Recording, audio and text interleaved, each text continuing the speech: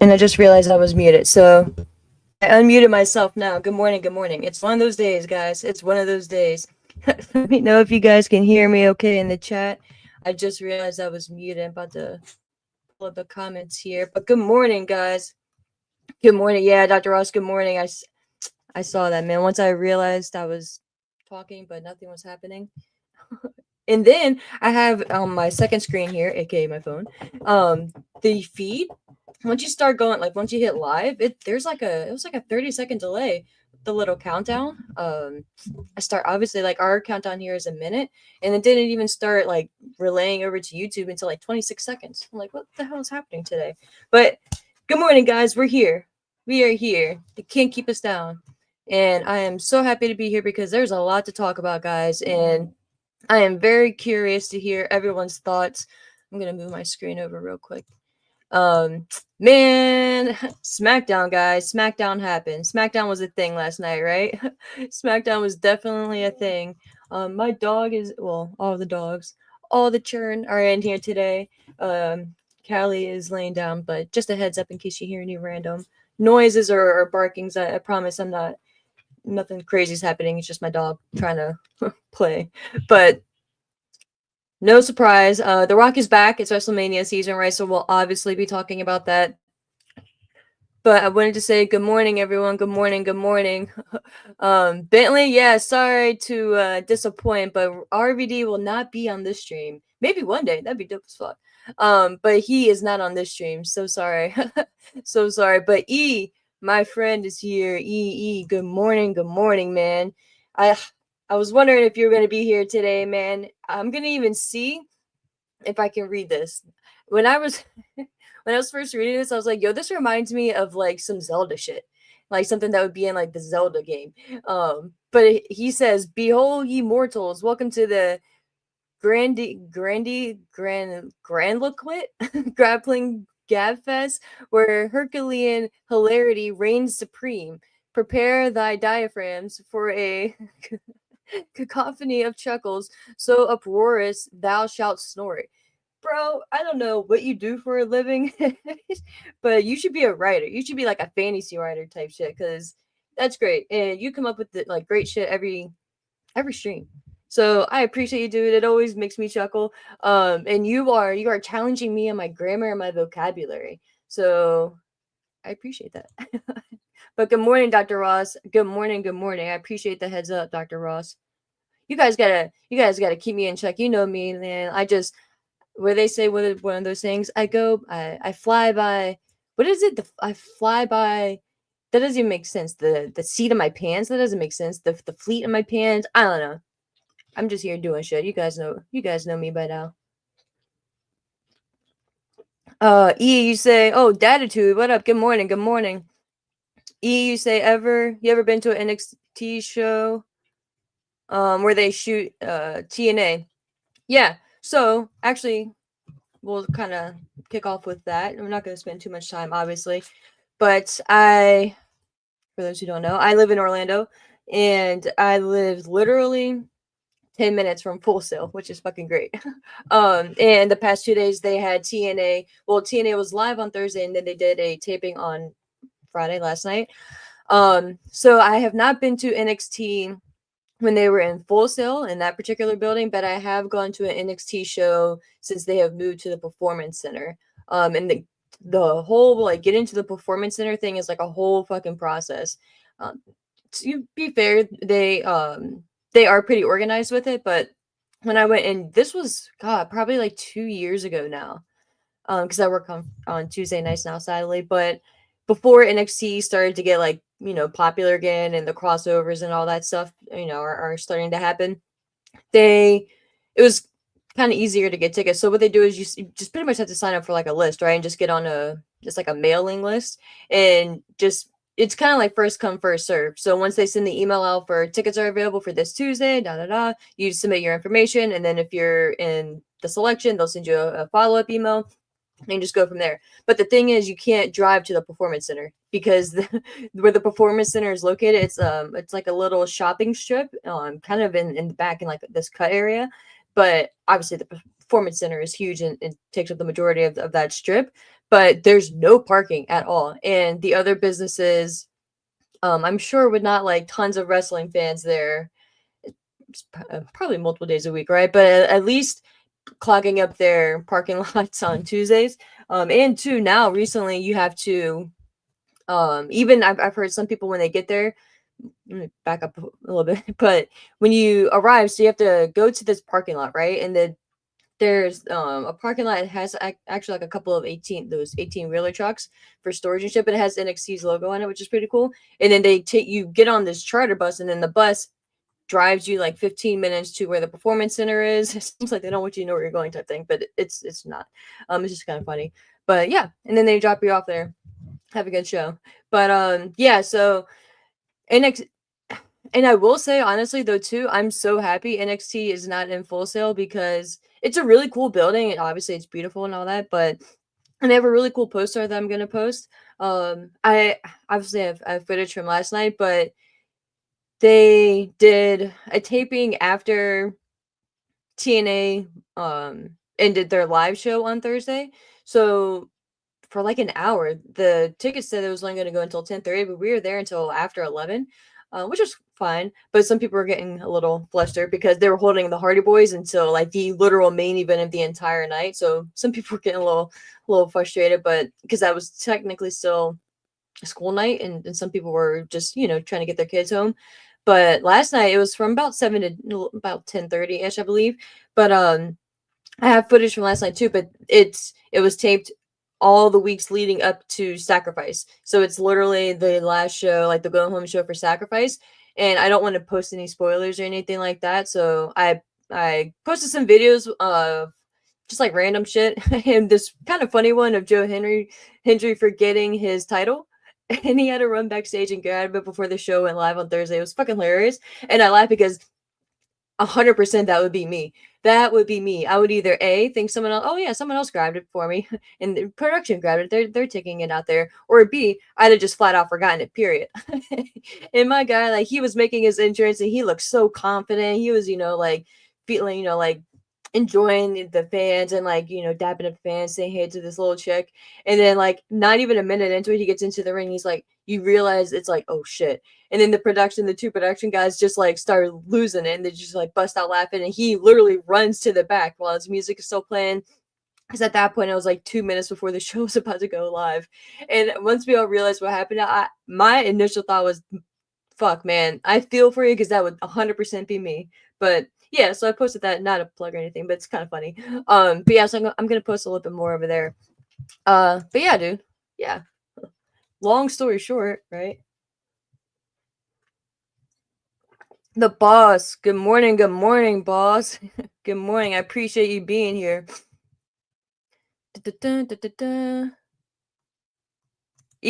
My guy, my guy, and do security work. Wow. Well, yet you are a man of many talents. Oh, Sean, what up, bro? Good morning. Good morning. What is up, friend? What is up?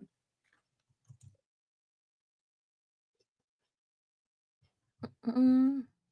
All right, I'm gonna put the coffee down. Sean, you say I just don't need the Hardys anymore, but I'm glad you got to see them. Dude, yeah, I'm the wrong one to try to talk sense into like not seeing the Hardys anymore, especially Jeff, because Jeff is my guy, man. Jeff is probably he was, I mean, Team Extreme and as a whole. But man, like there's always just something about Jeff to me. I remember watching those. There's like, was it like a VHS tape? Dating myself, or was it one of the first? It had to be a VHS tape. I remember what, or maybe it wasn't. I don't remember what it was, but maybe it was just a regular DVD. But there was like this, and it was just like it was like the story of the Hardys, and it was showing like Jeff making those aluminum nummies. I think that's how it was called, but it was just like aluminum figurines out of, or like figurines out of aluminum foil, and just like different types of creatures, and he would make just these like huge and just like elaborate, just like creatures, really. And it was just like I remember seeing that and just remember thinking like that and him painting his nails just always like stood out to me because I was kind of like that weird kid, not even kind of. I was that weird kid in school. So seeing a guy kind of be weird like me and have like his nails painted was like a huge deal. And I was like, yo, like who is this guy? So yeah, Jet, and I trust me, I know like there's a whole bunch of bullshit, not bullshit, but a whole bunch of shit that Jeff got into and the all that all the negative stuff, right? I totally get that. And to be fair and to be completely honest, should they be getting all these chances in wrestling? Maybe not. Matt, I think only with like a rough time for him as well, but I don't think I don't know. It doesn't really, well, it matters, but it doesn't matter.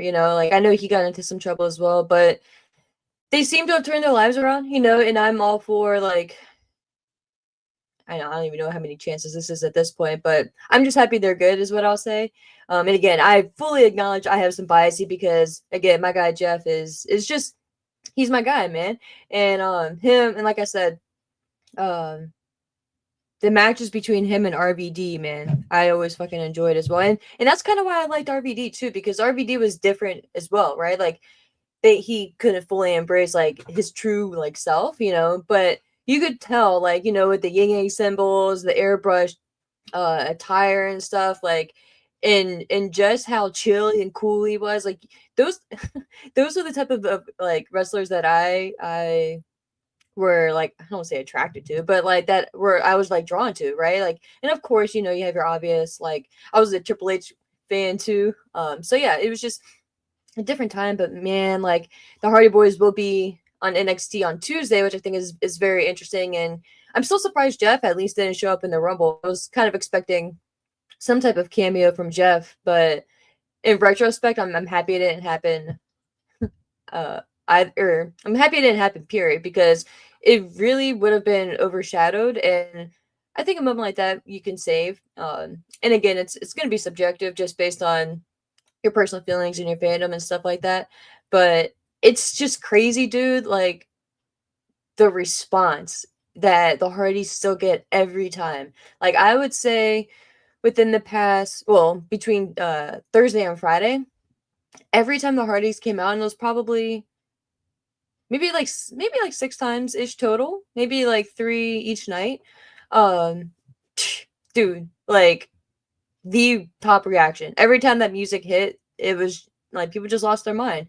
And this one woman, she was sitting ringside, right near the commentator's table, and after it was last night, after I think their match, or at whatever point Jeff was out there, he gave her one of his like little pantyhose things, and she just like she started crying. She lost her mind, and this woman, probably 40s, 50s maybe, just like start losing her mind, just like crying. And I was just like, oh, and like everyone loved it. And I will say too, the TNA fan base, man, like fucking like the nicest people, like the nicest people during intermissions and downtimes, and like when they're changing the rings and stuff.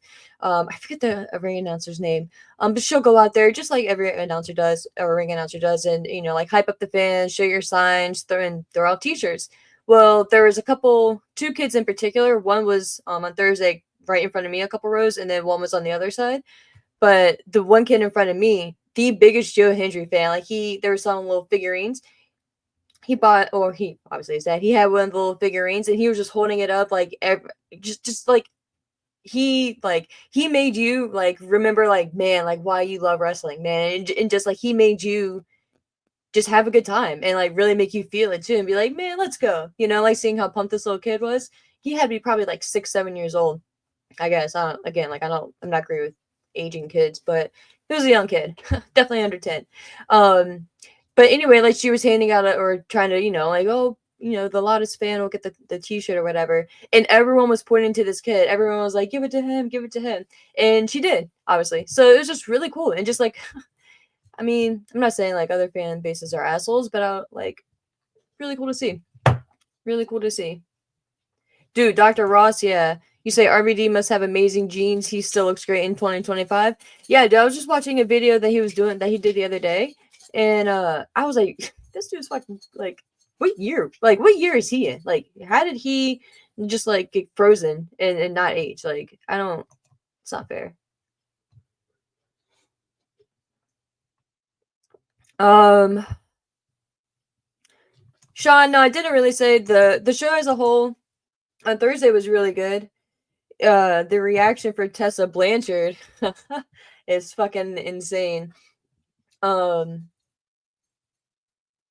I I give I don't know if credit is the right word, but TNA has some balls, man. Is what I'll say to have taken a chance and bringing and brought and in bringing her back. And I will say it's such a fucking shame, dude, because had she not done what she done and all that shit happened and again like I believe they've made up and she apologized personally and things like that. And I think they even took a picture together, which cool, like that's a personal it is a personal thing that should be handled between them. But Tessa is so fucking talented, y'all. And again, it's nothing groundbreaking, right? But it's a shame because just watching the little things that she does and the way she sells and man, like you do still like you feel this is my first time ever seeing her live too. So you do feel like a star presence, man. And for me personally, it made me conflicted. You know what I mean? I don't know. It's just like it's like a bummer, it's like it's like such a shame, like and that's I don't know, that's kind of downplaying it, but that's when I say such a shame in the sense of like, man, like why you gotta be like that, like why I don't know. And again, supposedly she apologized and made up with the female wrestler, but it's a bummer, dude, because the fans like just were not. It was a little bit easier and a little bit lesser of a reaction on Friday, but man, that first time they saw her on Thursday, bro, like I was like, it's gonna be a long road for TNA, a long road. But I will say, by the end of last night, people weren't as mad or they weren't as vocal about it. But it was kind of like a different fan. It was like a different group of fans on Friday too, which I was surprised if I thought it'd be a lot of the same people, but it was definitely a different influx, and a lot of the more vocal people weren't there on Friday than on Thursday. Maybe because it wasn't a live show, but yeah, man. And I don't know. It's just a shame. They, maybe and again like maybe she should make like a public apology or like I don't know. It's just it's a weird situation and I'm kind of conflicted on it too because like I feel like it's not even my place to really like speak on, you know what I mean? But seeing her in person and watching how fucking like fantastic she is in the ring and like I said just the little things that she does and the way that she's fully embracing it too. It's not like she's even trying to I mean, she's not out there like directly like responding, but like she fucking like feeds right into it and she embraces it. Once some of the other shows air, I'll post some more clips on my channel and Kick Ass Podcast over there. But she just fucking embraces it, dude. Like she does like that, like she tries to soak it in and she like does a little like, I can't hear you thing. Um so, and I don't know. I don't even know, but it was definitely a interesting situation to be in.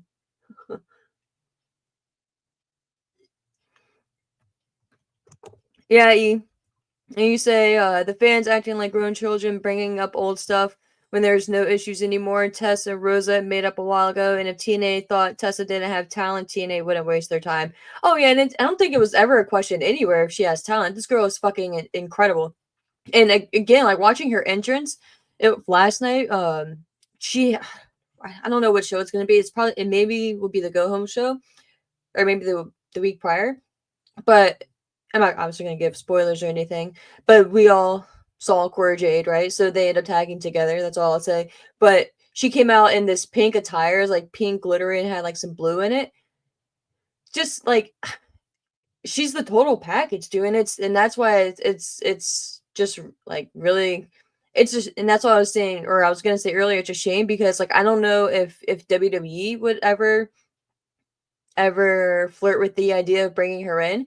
Maybe this partnership could be a good thing. too in that regard for Tessa. Maybe they can test the waters and use this kind of as an excuse to like have her dabble in NXT. And obviously, like if there was a wrestler to make a case for it that would, if they were ever to cross the line, which is like the fucking tagline now, which I know it always has been, but like I noticed last night, I was like, Jesus, y'all, like every like cliche moment you can have is someone crossing the line now, and like I get it, like okay, we get it, people are crossing the line, but if she could ever dabble in NXT and see how just see how it'll work out, I think that'd be pretty interesting. But yeah,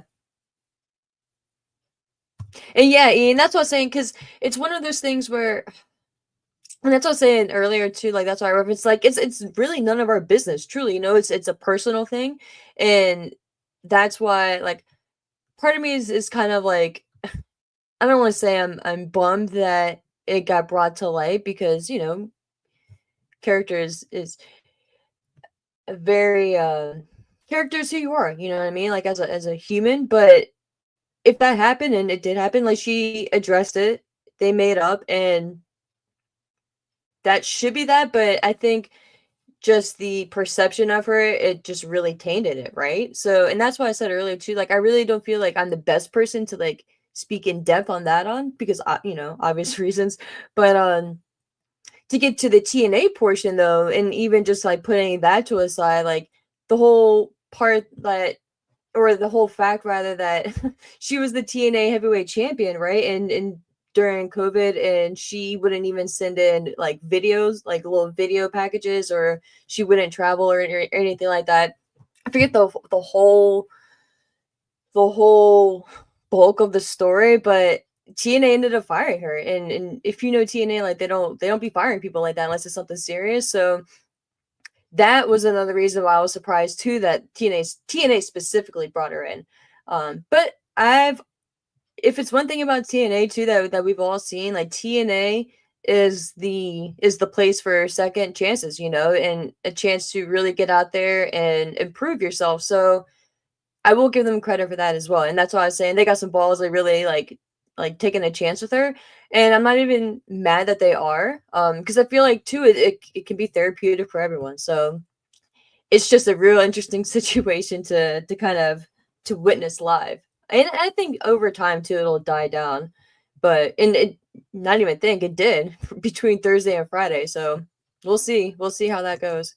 But yeah, Sean, like she would 100% like in my mind, like in my mind, there's no reason why she shouldn't go to the main roster, right? But I think just again, kind of with like the perception, they may want to test the waters a little bit. But I don't know, man. It's weird.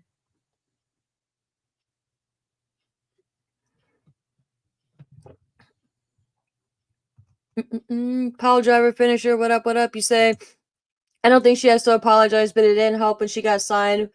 Women specifically who have worked with her came out and spoke about how they didn't like the idea either. And then you followed it up saying, honestly, if you want to work with her, work with her. If you don't, you don't. Obviously, some talent won't want to. And of course, fans are going to see it and see it all as negative. And yeah, and that's where I think um, us as fans, I feel like sometimes too, like we just know too much, period. You know what I mean? Um, and yeah, like, and especially, I don't know, it's just such a fucked up situation. And it's just kind of like, I don't want to say can we move on and just forget it happened, but like, can we just move on and grow from it and just carry on with our lives, but I don't know.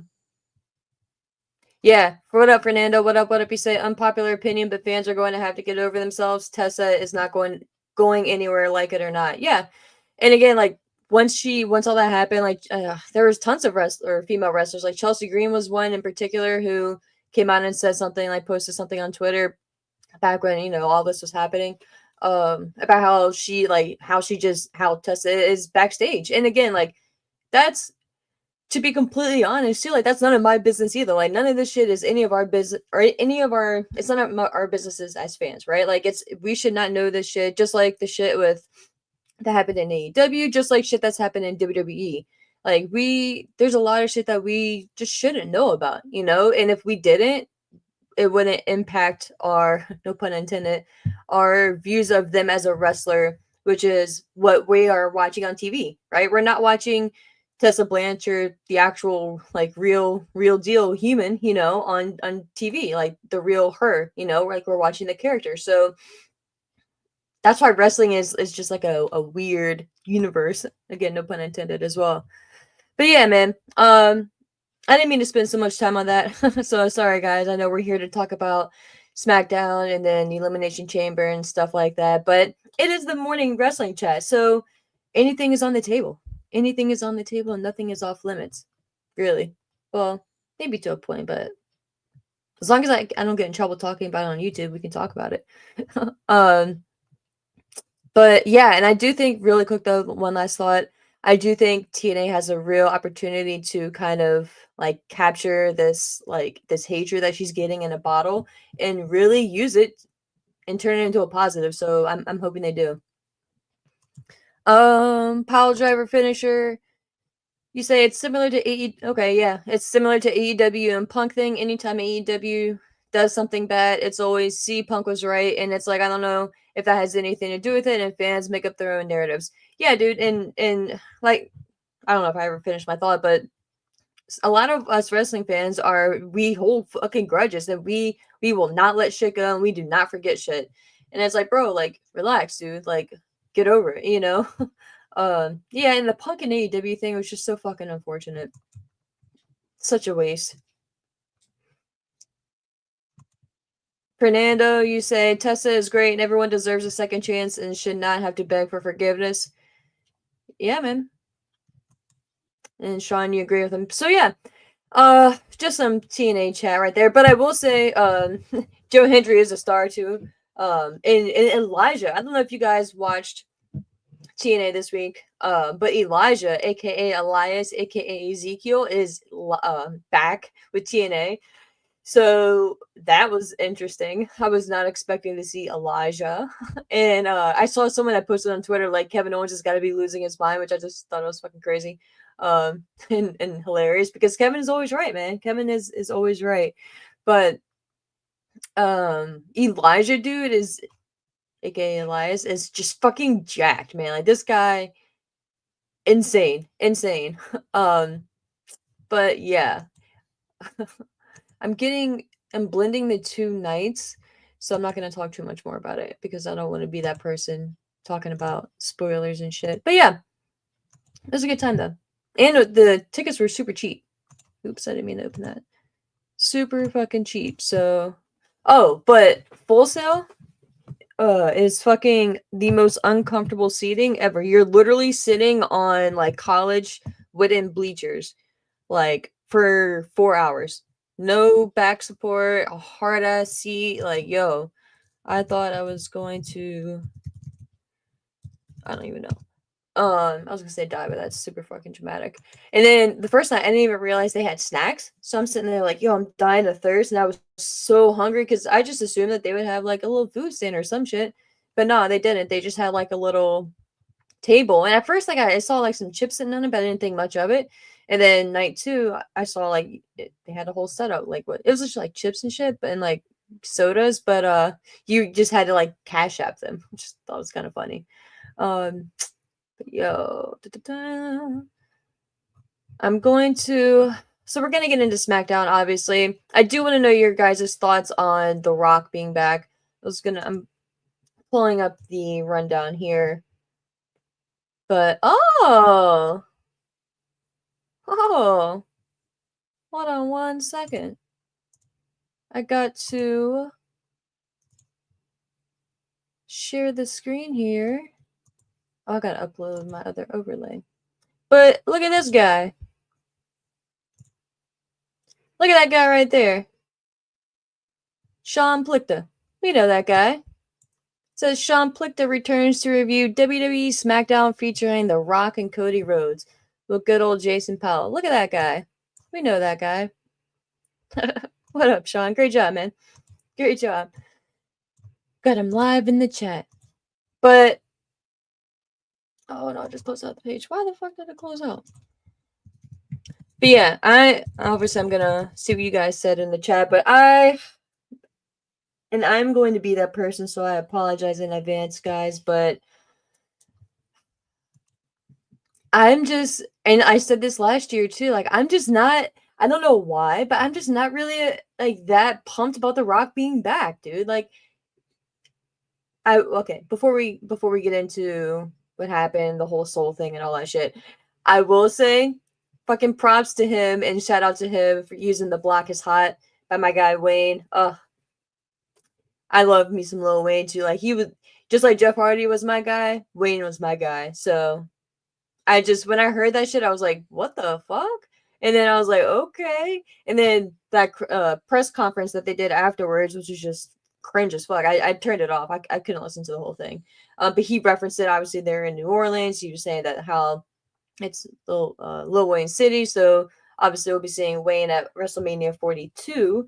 And not to bury the lead, but he did announce also, which everyone knows at this point, that WrestleMania 42 will be in New Orleans, which I am actually pretty pumped for. I will be making it a point to go to that WrestleMania. I've never been to New Orleans, and I've been wanting an excuse to go, obviously, or not obviously, but besides just the obvious reasons why people go. But to me, it's gonna be like a win-win. So I'm pumped for that. So I will start saving now.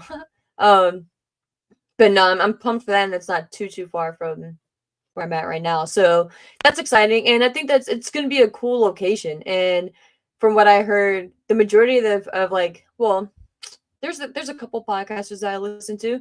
All of them have said that they actually there's like three in particular that I'm thinking of. They actually went to the last one that was in New Orleans and said it was a good setup, like probably one of the better ones that they had been to. So I'm pumped for that. And it'll be cool to see who ends up going because New Orleans is, from what I understand, an easy-ish place to travel into. So that should be fun. And I'm again just pumped for that. And I think they're gonna do something really fun with the setting and the staging and everything. But man, it's just so crazy, like how far in advance they be thinking of this shit and locking down shit, which I know isn't that far away at this point. It's just next year, but they're probably obviously they're already probably thinking of 43, 44, and 45 locations as well. So it's just wild. Like I would love to be like a fly on the business wall and see and hear what goes into like those negotiations and stuff. But I'm pretty pumped about that. And let me know if any of you guys are thinking about going to that too. Obviously, I know it's still a way, well, amount of ways away, but I think I have a good feeling about that one too. Like this year, not to be Debbie Downer either, but I just didn't feel as pressed to try to go to Mania this year. And I think it's still going to be a good show, right? But we'll see how and what ends up shaking out to be on the card itself and how it ends up looking. But I don't know. Obviously, The Rock is back now, so we'll get into that. But just I kind of felt like we were still in like a holding pattern, and that's kind of why I'm a little annoyed with The Rock, which obviously we'll talk about. But yeah, man, I to bring it back, I was at least happy that he he gave homage and he gave flowers to Wayne because yes, Kendrick Lamar fucking killed it, but how you not do Wayne in New Orleans, man? Like I don't know, but shout out to Kendrick because I enjoyed it. I because you guys know me, I love me some pettiness, so I loved it.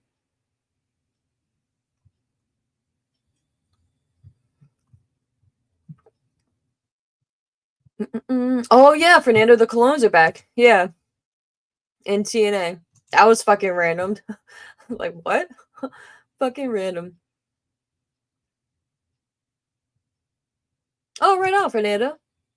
That's dope, dude. That's dope.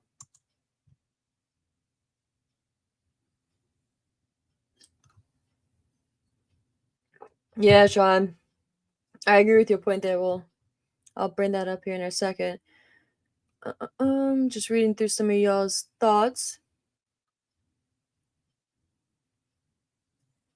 Dr. Ross, you said it was a surreal but oddly compelling segment last night, I'm assuming, with The Rock. Reminded me in some way of McMahon versus Austin in '98, which had McMahon ordering Austin to wear a suit and be his corporate champion. Yeah, I was briefly in Wade Keller's um after show that he does on YouTube, and that's exactly what I said. I was like, a new corporation. That's exactly what I thought of too. Yeah, yeah. His hair is barely hanging on, bro.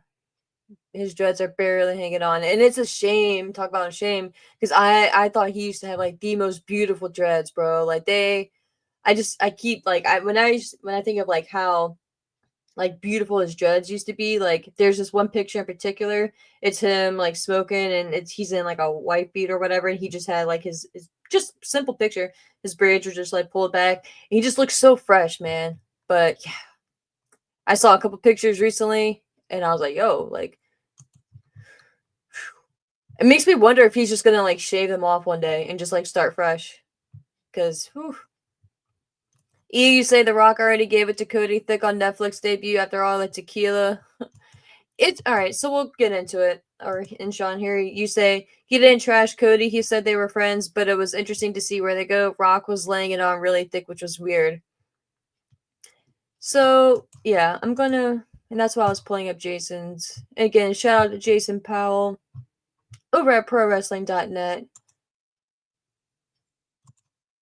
because he is my go-to for transcriptions, and I love his little snarky POVs. So, well, snarky when deserved. And what do you guys think of Jimmy Uso pinning Drew McIntyre? I know it was a quick fluke victory, and he, and obviously ended up beating up Drew or beating up Jimmy afterwards. I was still shocked by that, though. I don't know. I don't know why. Like I was as surprised as I was, because again, like once you saw the totality of the entire package, the entire package. I don't know why. When I said package, it made me flash to more Tony Storm. Her fucking promo. That's just how my brain works. But her fucking promo on Dynamite, I died. But seeing the fluke victory, like I think it was a roll up, right, with Drew, and then Drew was shocked and then beat down Jimmy and all that stuff. I'm probably gonna get a new computer here soon because I think my processing speed is going down. But hold on one second. It's not closing out of this ad on his page.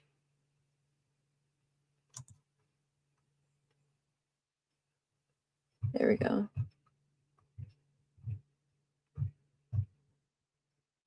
There we go. Okay, cool. It was like frozen on this ad on his page. Okay, cool. But yeah, so I wanted to get a pull up because I wanted to see if we had like a full transcription of what Rock said. Because as much as I am annoyed, okay, so kind of a full overview for those who are new, but the reason why The Rock annoys me so much is because he comes in, and the main issue that I had with it last year, and the reason I'm probably going to have an issue with it this year, is because he comes in and it has to all be about him. And it's WWE is not in a place that they are in need of talent, in need of star power, in need of superstars, right? And the fact that like I think a lot of the holdup and the hesitation and kind of like the stalemate that we've been in with determining, and again, to be fair, like we're still going into the elimination chamber, which is going to determine Cody's challenger. But I still feel like a lot of the reason why Jimmy possibly won the Rumble as well is because we are waiting to see what The Rock is going to end up doing at Mania. And I think that that's what annoys me personally with The Rock coming in and just kind of like interjecting himself. It's just and I get the vibe that like he really thinks that he's coming in and making it better. And I don't know, man. I honestly don't know why it rubs me the wrong way so much, but seeing him at that press conference last night, at first I was like, okay, cool. Like he's obviously like the best face of the company, like overall that you could possibly want, right? His positioning in Hollywood. I didn't even realize he had that many followers, but wow. Well, he said like like half a billion or some shit. But when just seeing him sit down and kind of form at that press conference, I was like, yo, this dude is totally gonna run for a public office at some point, if not the president. He's definitely going to make a run for an office. But I hate the feeling that I get that, and this could be completely on me. It could be completely different behind the scenes, right? He could be going in there saying like, okay, like how can I help? Like I don't want to like even telling them like, you know, like I don't want to take over anyone's spot, which obviously isn't the case because we see what happened with Cody last year. But I feel like he comes in and doesn't necessarily try to take over because I don't think he's an asshole, right? He doesn't have to be involved in wrestling, period. But I think that's why it bugs me too, is because wrestling is, well, WWE in particular has been on a hot streak, and I feel like he just kind of jumped in at the perfect time last year, and it's just been kind of not taking advantage, but kind of riding the wave as well. And again, it's fucking The Rock, like he had such a heavy hand in building the company and getting it to the position that it is nowadays. So can never underplay that or underscore that or anything like that. And that's not what I'm trying to do either. Just personally, I and to kind of like relate it with current day stuff, it feels like a part-timer, right? A super part-timer coming in and just getting involved straight into the title picture, right? It's like, dude, like you're like, yeah, it's Mania season, but like, okay, like where are you the rest of the year? Like with Brock Lesnar, for instance, right? And Roman Reigns is, well, not necessarily Roman as much, but that used to be the thing with Brock. He would come in around like the big paydays and then he'd be out. So I'm not expecting the Rock to be on the road with them every week or twice a month or nothing crazy like that, or even once a month. But and again, and I know too, to knock out all the whatever. I know also that he didn't go in and declare that he wants to face Cody, right? Or he's declaring for the chamber. Or he's, you know, like anything crazy like that. But he obviously did say that he will be at Elimination Chamber because, which we'll get to in a second, he is going to be expecting a response from Cody. But just to kind of like lay the land and set the table for my feelings on The Rock. And again, like going back, little Ashley fucking loved The Rock. When he came back, I'll never forget. It was like it was during the invasion angle, and there was like a random. It was sometime in the summer, but he came back and I forget exactly. I don't even remember exactly what he said, but he had just came back. He had like the short buzz haircut, and I remember thinking like, oh, this guy is great. Like he's like this is our guy. But yeah, so I love The Rock, but deep down, I'm just kind of bothered by all the things that I just said. I'm not going to rehash it. I was trying to find an easier way to summarize it, but I just feel like he's trying to come in and be like, yeah, like look at what we're doing. And it's like, dude, like they're doing it. You know, like you laid the bricks, right? Like you laid the foundation, but like they really built this into like a multi-level house, you know, type thing. So that's kind of my mindset on it. And last night did not help things either. He came in and just kind of made Cody feel like a little brother again. And it's kind of ironic because he did say that he wants a brother, right? He's always wanted a brother. And I hope Cody's response is, thank you, but I already have a brother, because I just think that would be perfect. I know we're not going to see Dustin Rhodes, right? But I think that would be the perfect response. I wish that we got more clarification and just answers, period, as to why Cody is now friends with The Rock.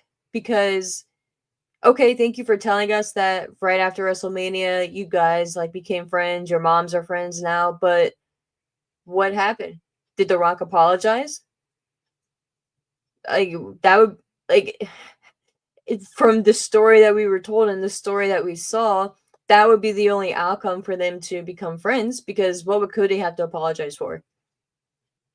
You know, story wise, right? Like nothing. So, and the fact that The Rock posted, I don't know where he posted it at, but I kind of saw it after the fact, or I saw like a screenshot of it or whatever.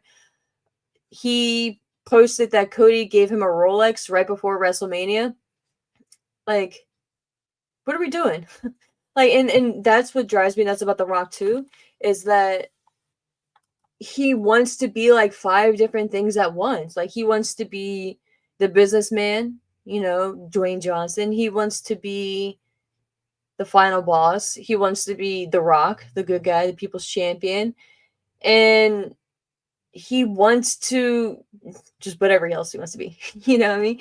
But character wise, and again, like the dude Dwayne Johnson, I'm sure he's like a really fucking great guy, and I'm not talking about him personally, just the character, right? Well, I guess kind of I'm talking a little bit behind the scenes, but overall, character wise, right?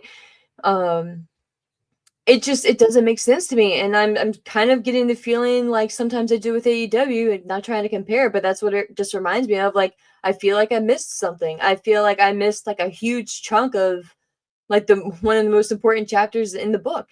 I just really think that Cody at the Elimination Chamber, when he gives us his response, he needs to go through the story of how they became friends and how he forgave The Rock or he understood what The Rock was doing or whatever the case may be.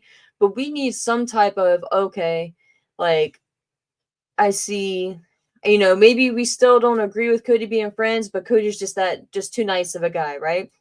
But we at least need some type of branch or something to connect because it's just fucking crazy to me. Like the dude literally tried to prevent you from Cody from winning the championship at WrestleMania, and now you're taking this praise from him for being such a great champion for the past year, and like I seriously feel like I'm missing something, and I missed a huge chunk, and that's not what I should be feeling going into a huge angle like this. So I'm gonna hold out hope that Cody addresses it.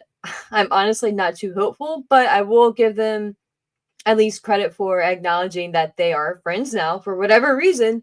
Whatever reason, we don't know the reason, but they are friends. So, and I get it. Like it wouldn't even be that hard. Everything that The Rock said, cool, makes sense. They do have a lot in common, right? So it's not even a crazy thought to me that The Rock and Cody Rhodes could be friends, period. But the big gap is how they became friends in that resolution.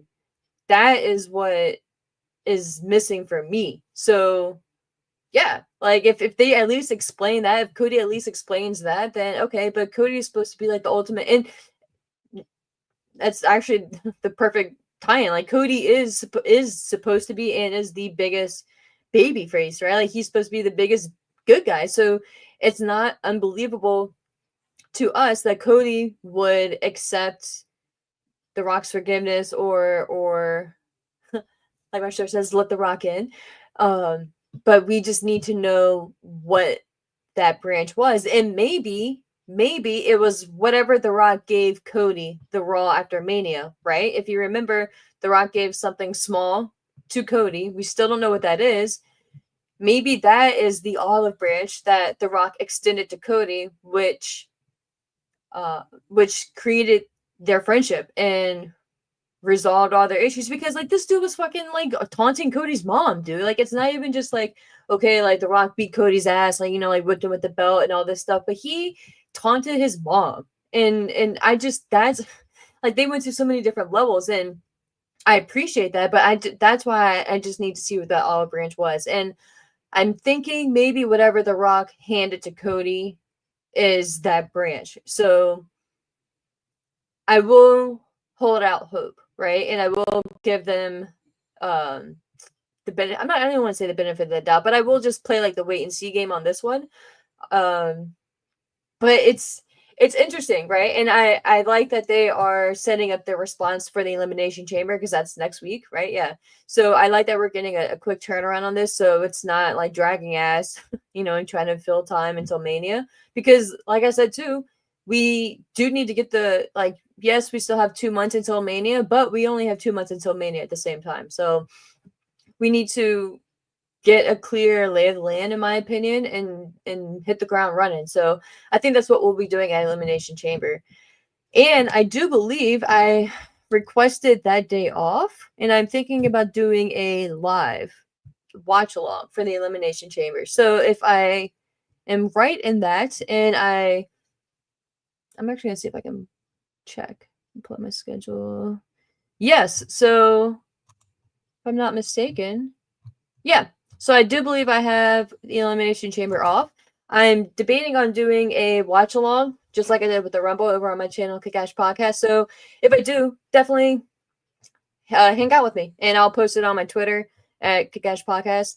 It's not a plug; it's just communication. But I'll post it over there to let you guys know. But I just thought and remembered that, so that should be fun, and could be it's could be a fun show, period. But I like that we're getting that response so soon.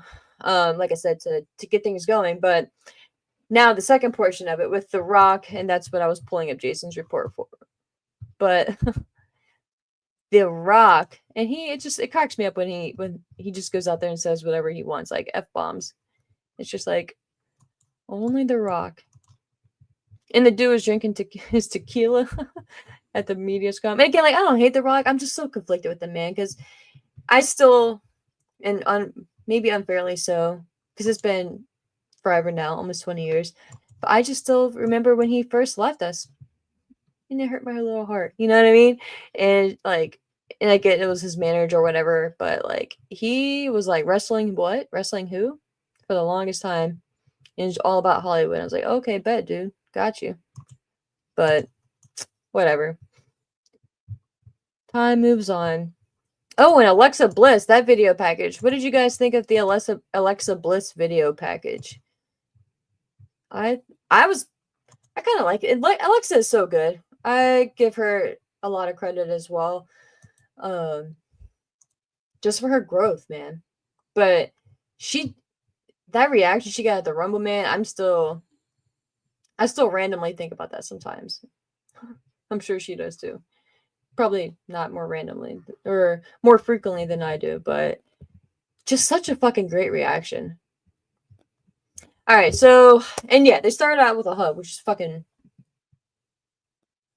I don't even know, not weird, but like just so heavy-handed. Like, dude, like, that's why, like, I'm just waiting for like the other shoe to drop, like, what are we missing, dude? What are we missing?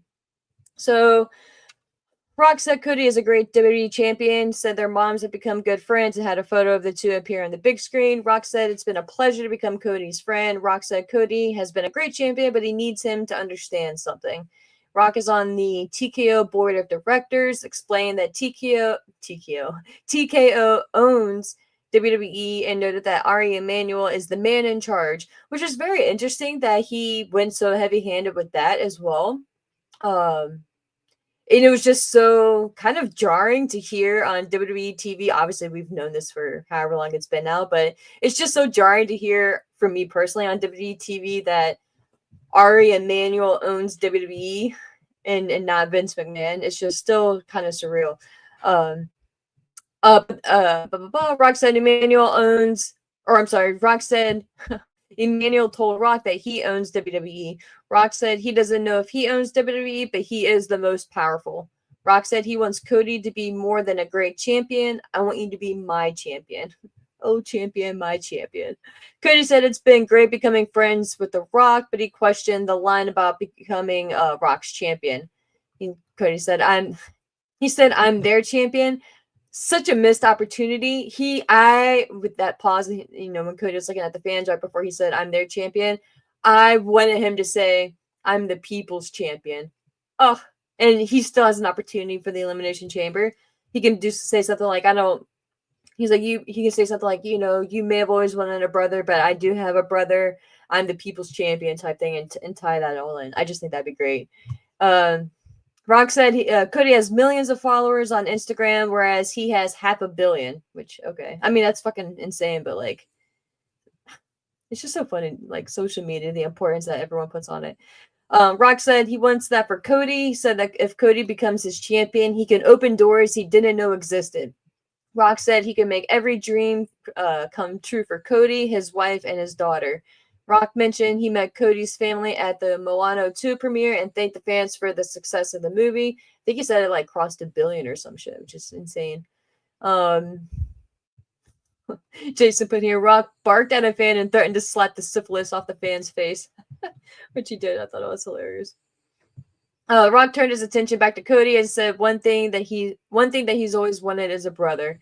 Rock recalled his goal of facing Roman Reigns last year. He said he spoke with Triple H and Nick Khan and said they're both friends of his and Cody's friends as well. Rock said that he told them to talk to Cody about moving aside so that he and Reigns could have the biggest match ever. Rock told them, fuck that. Rock said Cody stood up to him and slapped him. Rock said that's why Cody is special, and that's why he'll elevate him. Rock told Cody he didn't need to answer him tonight, and he planned to go home, or he told him rather to go home, talk to his wife, and hold his baby, and that Rock was going to do the same. That they would beat at Elimination Chamber, and he wanted Cody's answer then. Rock said one thing that he wants more than anything else in this world is that. Cody assumed he was talking about the WWE Championship, but Rock told him no. And then The Rock said, my brother, I want your soul. Rock then put his hand on Cody's face and told him that he would see him at Elimination Chamber. And Cody's face, man, I don't even know how to explain it. But seeing The Rock's hand on Cody's face, it was like damn near his entire face. And that's why I just got like the little bro feeling, maybe pun intended, but it just, to me, it was not a good look for Cody. But again, that's why I'm holding off hope to see Cody's response, which is the whole thing with this. That's the whole point. But man, and I get it, right? I get the idea behind the whole, I want your soul type thing. He wants, as some people think, or some people out there believe, he wants him to sell his soul essentially to the Illuminati type shit. Sell your soul to the dark side, you'll be just flooded with riches and all this shit. You just won't have your soul type thing is kind of the vibe that I'm getting. And I don't even hate it. I think, well, not I think, but some of the feedback that I saw on Twitter before I fell asleep last night was, hate shit on The Rock, which kind of made me feel a little bit better because I don't even hate The Rock, but some people are just crazy. But I didn't dislike it as much as some people did, which is kind of ironic because of all the bullshit I was just talking before this. But I like the fact that he didn't come out there and declare that he wants to face Cody for the championship or that he's going to be involved, which I didn't expect, but he was going to fuck with the chamber outcome at some point or do something, right? Or insert himself or, I don't know, just end up having him be not necessarily the winner of the chamber, but have that not be really relevant. That's what I was concerned of. And I'm happy that we didn't see that. Yes, it's still early on, but that was my fear once we saw that The Rock was going to be on SmackDown. I was like, oh shit, here we go again. But we didn't. And that actually took a lot of pressure off of me, and not pressure, but just worry and concern because they're not fucking with it in that regard. I think this is actually a really cool possibility and a fun potential. It's interesting the timing because I think, man, if you really wanted to pull the trigger and go full force with something like this, you should have maybe held off on this invitation from The Rock until Cody's popularity isn't maybe where it is now, because I just don't see Cody Rhodes turning heel or turning to a bad guy anytime soon. So I think this could have been a great and a fun way to transition Cody truly into a bad guy, because what better, everyone compares Cody to Cena, right? But man, can you imagine a corporation type of story with The Rock and Cody Rhodes, man? That shit would be insane. And I would 100% be here for that, because it would be playing into the perception, right? But then Cody would be different. And Cody, man, Cody, he's one of those interesting characters where he's so good as a babyface, but man, the same reasons that he's good as a babyface are the same reasons he could be great, and he was great as a heel. Just that pompous asshole, the snark. If you guys remember when he was in Ring of Honor after he had left WWE, when he had the kiss the ring, and just an asshole, man. Just so holier than thou type of vibe. And I just think partnering with The Rock and that type of dynamic, that would be just beautiful. So I would be shocked if Cody joins up with The Rock and they go down that path, which I'm not expecting right now. But I think maybe down the road, that could be something that you really flirt with and really entertain, really, and take a hard look, because there is still always going to be that debate on what if they had ever turned John Cena. And again, obviously Cody isn't on the level of John Cena, but he is the equivalent right now of in WWE world. Like, at least, obviously Cena has transcended in Hollywood and become a household name, and Cody isn't there quite yet, but he is the face of WWE. So it would be that similar of an impact, in my opinion. Man, like, can you imagine? Like, that would be fucking crazy. But I'm gonna go into the chat here because I've been talking for a long time rather. And it is getting to be that time, guys, which is sad. Oh, y'all been chit chatting. I gotta scroll back a little bit.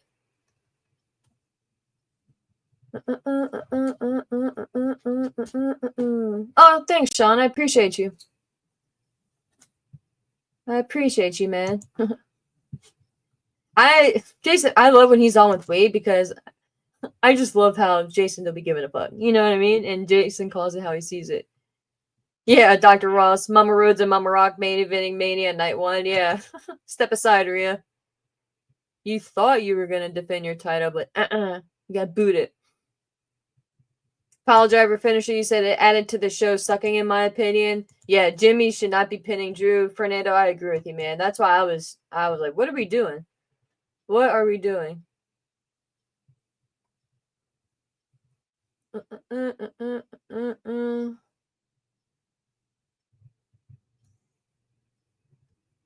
What up, Cy? What up? You say I've been saying for years that The Rock will run for president. Even if he wasn't planning it, he'll get a lot of pressure to run. Dude, and with the way the country is, man, I could see him winning. All right, that'd be fucking crazy.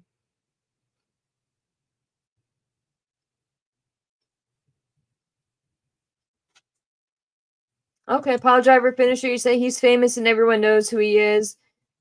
That doesn't equate to good wrestling or even good storytelling. It's The Rock and folks are going to watch because it's him, but damn, does it degrade WWE for me.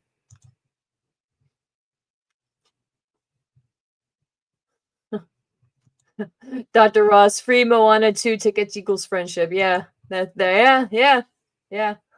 Maybe that's all it takes. And he did bring him to the premiere, for that matter. I think it was in Hawaii, right, or some shit. It was Cody's whole family, so you know.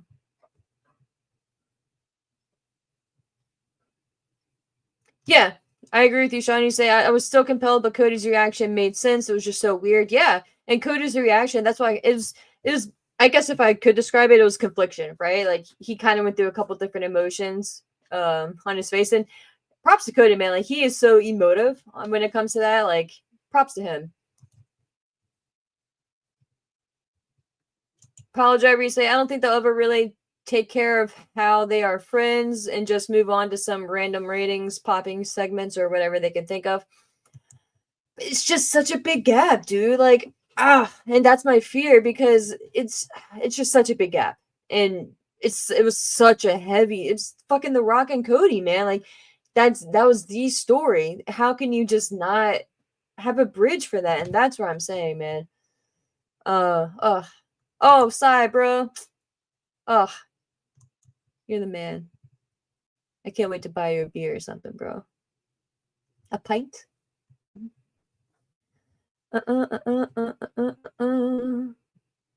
Sean, you say Alexa hasn't changed at all as a character. I want her to feel fresh. She won't win, but I'm a fan of hers. Oh yeah, I don't think she's gonna win either, but I think for me it was just maybe just a good feeling having her back, honestly. Dr. Ross liked the Alexa and Zelina pre-tape promos. Yeah, dude. I like them as well.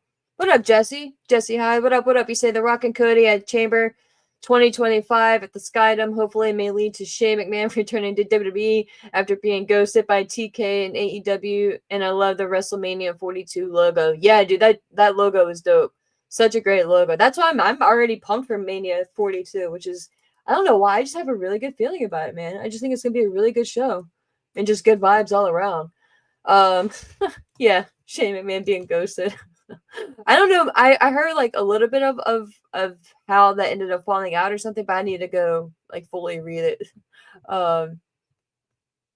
Because if that's the case, then I'll be happy that I was right, you know, like, or I was one of those people that were hoping that Shane was going to come in and it wasn't so far fetched. But um, yeah, I got to read more about that. But fucking, I saw it was something in reference like he wanted more control than Tony was willing to give, or something to that effect. But again, like I haven't read too much about it yet. Sai, you say I'm all for slow builds and storytelling like in any good movie, but I don't like spending the movie wondering what the fuck is going on. That's where I'm at. Exactly, dude. You said that's where I'm at with Rock and Cody. Exactly, dude. Like I don't. It's not like I'm shitting on Rock's movie or Rock being there or you know like that type of or anything like that. But it's like, damn, like what did I miss, man? Like I'm not gonna get on my soapbox again, but yeah, man, that's where I'm at. That's where I'm at with it. I just answer it. Like that's why I'm not too upset with it right now, because I really like Cody has an opportunity to address it. Like someone else mentioned, I know he probably won't, but I'm hoping he does. Because it's just such a big gap. And like the whole the whole beef, the whole substance of going into Mania last year was The Rock and Cody, and how we want Cody and all this shit, Cody crybabies, all of that. And now they're just best friends. Their moms are friends. Like, and then that's why I'm really holding out hope, and I really do feel like whatever The Rock gave Cody is going to help mend that fence. And it may be something related to Dusty or whatever, but I just think that maybe it was the Moana 2 tickets, and you know, because Cody is all about his daughter. Maybe that's what it took, right? I don't know. Something, but just give us some type of reasoning for it. That's all I ask. It doesn't even have to be the best answer, but just something. Just something.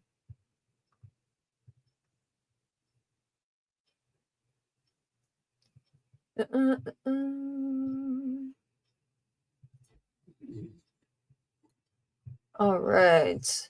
We will be wrapping up soon here, guys, sadly. I gotta take my babes to go get their shots updated. Little Jimmy.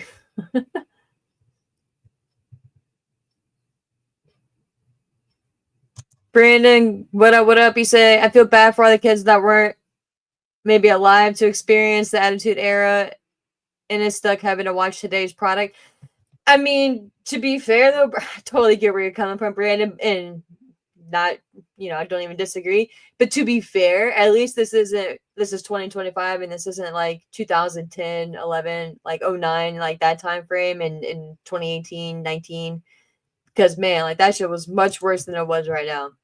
At least right now we're getting entertaining shit and good stories, you know, like before, bro, this shit was just too cringe. Too cringe. But guys, we will be wrapping up here. We are winding down. I will save that so I can throw that in the show notes. But thank you guys for joining. I truly appreciate you all. Sorry about the delay. There's a little delay getting into StreamYard this morning, but we made it in, man. They couldn't keep us down. I will be doing some type of show over on Kickash Podcast, possibly tomorrow. I'm not sure if it's going to be live or not, but I should be dropping something tomorrow. I'll post a little bit more from the TNA clips that I have. Nothing crazy, just some fun clips. But I appreciate you guys for joining me every Saturday morning here on One True Sport live around 10:15 time frame, depending. But seriously though, I really appreciate it. It's a fun start to the weekend for me. Gets me up and going, and you guys are a big reason for that. You guys contribute in the chat, so I truly appreciate that as well. Again, you know where to follow me, all that good stuff. I appreciate that. But make sure you are subscribed here to One True Sport if you are not already. There's a ton of content that comes out, so that's the best way to keep abreast of everything, is to hit that subscribe button. Definitely like the show if you feel so inclined. If you did not like the show, you can hit me with the dislike. I would just like to know why, because I just like to know. But until next week, guys, I appreciate you all being here. Enjoy your weekend. Stay safe out there and enjoy some wrestling, y'all. Take care.